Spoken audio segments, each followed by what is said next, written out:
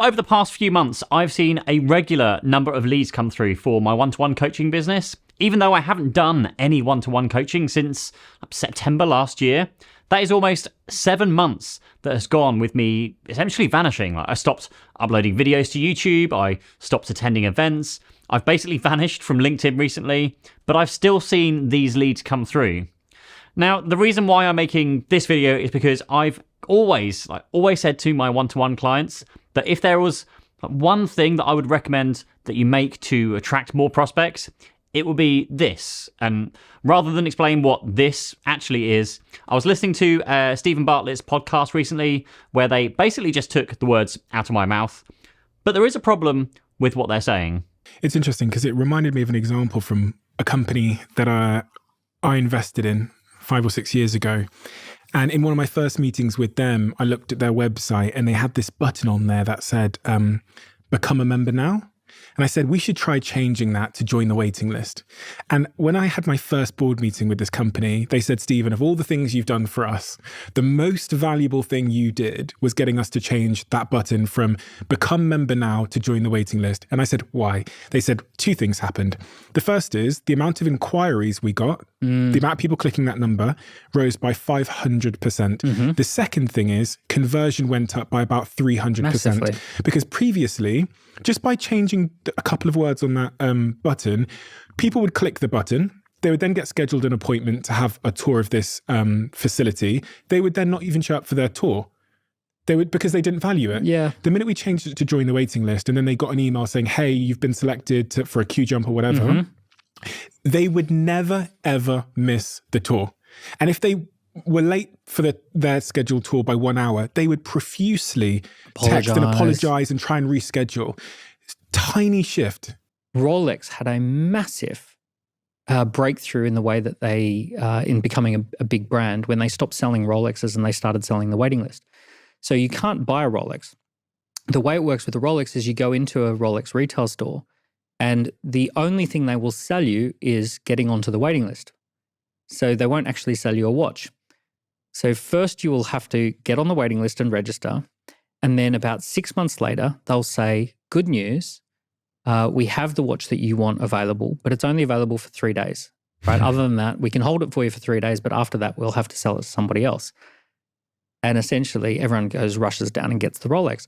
So that cycle of join the waiting list and then make the sale is brilliant. And this translates perfectly for people at the early stage of the entrepreneurial journey, because it doesn't matter whether you want to do a rocket to Mars or whether you want to launch a cupcake business or you want to do a fashion brand or you want to do a service of bookkeeping and accounting. All of those you can launch a waiting list with minimal cost. You set it up very simply and basically. You use a template. Boom, you've got a waiting list. And you can also collect the data. So you can't just join the waiting list. Name, email, answer 5 questions to get on the waiting list. How much are you willing to pay? What are you trying to achieve? What's your biggest fear that could go wrong? What would you try if this didn't exist? So you ask a few of these questions and then people get on the waiting list. You've got all that data. When people hear that, they'll think that putting someone through a set of sort of rigorous questions to give them access to the product on the other side would deter most people. But it reminds me of a psychology study that I read about, then wrote about in my last book, where they got 2 groups of people. They had a boring community forum online as the sort of the product. They let one group of people straight into the boring community forum. And then they asked them how much they appreciated and found value in the boring community forum. That group of people said it was boring, right? Then they had this other group of people in this study and they didn't let them into the boring community forum. They made them go through a rigorous selection process. And the people that got into the same boring community forum, when asked in surveys after, how much do you value the boring community forum? They said it's great. Yeah. And it's this psychological bias because you've had to fight for something. What you're describing is Harvard. Yeah. It's Harvard University. It's exactly that. It's the same university subjects that everyone teaches, but it's hard to get in. Yeah. Now, I'm probably going to get a copy strike for that, but anyway, this is what I've been doing with my coaching services. It's what I did with my video marketing course, actually before I opened it up to an online self-paced course. And then coincidentally, the interest and the number of signups has dramatically gone down. But the problem I see here is that when I say to you, you should create a waiting list for new customers, your gut reaction, my gut reaction was, no, don't be silly. I don't want to stop clients from doing business with me by telling them I'm too busy. And this is normally where that conversation just stops, basically, and you kind of move on. But other than the fact that I've seen it in my own business multiple times, as well as Daniel Priestley and Stephen Bartlett's experiences, I think there are ways to do this without doing what you're probably thinking, where the phone rings, it's a prospective customer, and you say to them, sorry, we're fully booked. Can you call back next month? Now, all I'm saying to you is try updating your website so that instead of sign up now or book a call or whatever call to action you're using to sell your IT services, just try changing it to join the waitlist. Get their name, email, the company name.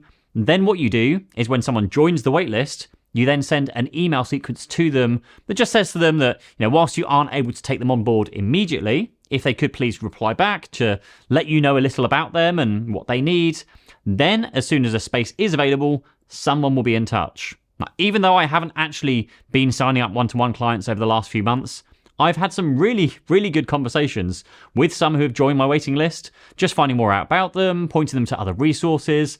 Some of them have even bought my course instead and then hopped on our monthly group calls. Just think about the mindset shift that you've been through when looking to buy or sign up to something online yourself. Like if you have to make a purchasing decision there and then, you're fairly likely to not buy.